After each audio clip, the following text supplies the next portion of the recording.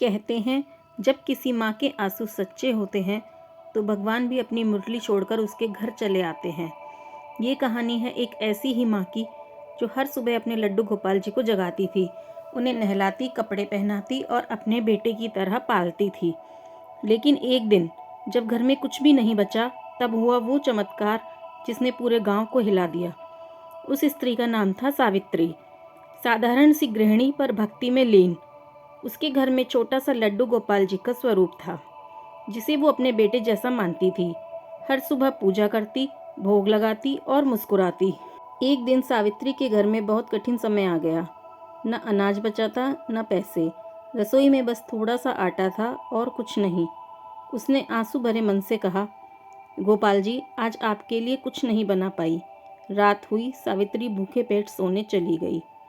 पर मन में बस एक ही चिंता थी, क्या आज मेरे गोपाल भूखे रह गए? अचानक उसे रसोई से घंटियों की मीठी आवाज़ सुनाई दी। वो धीरे धीरे उठी और रसोई की ओर चली। रसोई में जो दृश्य उसने देखा, वह देखकर उसकी आंखें फटी रह गईं।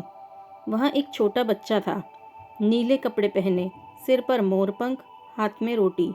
वो मुस्कुराते हुए रोटियां सेक रहा था।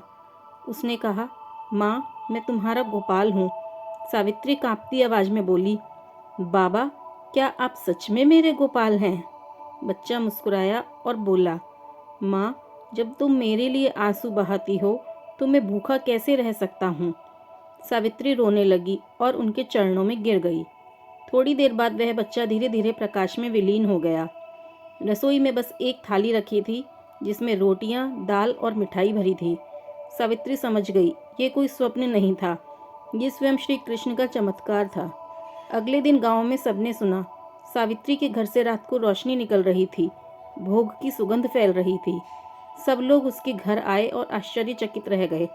सावित्री ने रोते हुए कहा, गोपाल जी खुद आए थे, मेरे लिए रोटियां बनाई थी। उस दिन के बाद सावित्री का घर गोपाल धाम कहलाने लगा। लोग कहते हैं वहाँ लड्डू गोपाल जी आज भी रहते हैं। जो भी सच्चे मन से भोग लगाता है, उसकी हर मनोकामना पूरी होती है। ये कथा हमें सिखाती है, भगवान को सोने चांदी के भोग की नहीं, बल्कि सच्चे प्रेम और भाव की ज़रूरत है। जब मन निर्मल होता है तो हर रसोई, हर घर, हर दिल में लड्डू गोपाल जी स्वयं प्रकट होते हैं। जय श्री कृष्णा। अगर आपको हमारी ये कहानी अच्छी लगी तो कमेंट में राधे राधे ज़रूर लिखें और हमारे चैनल भक्ति सागर को लाइक और सब्सक्राइब करना ना भूलें। धन्यवाद।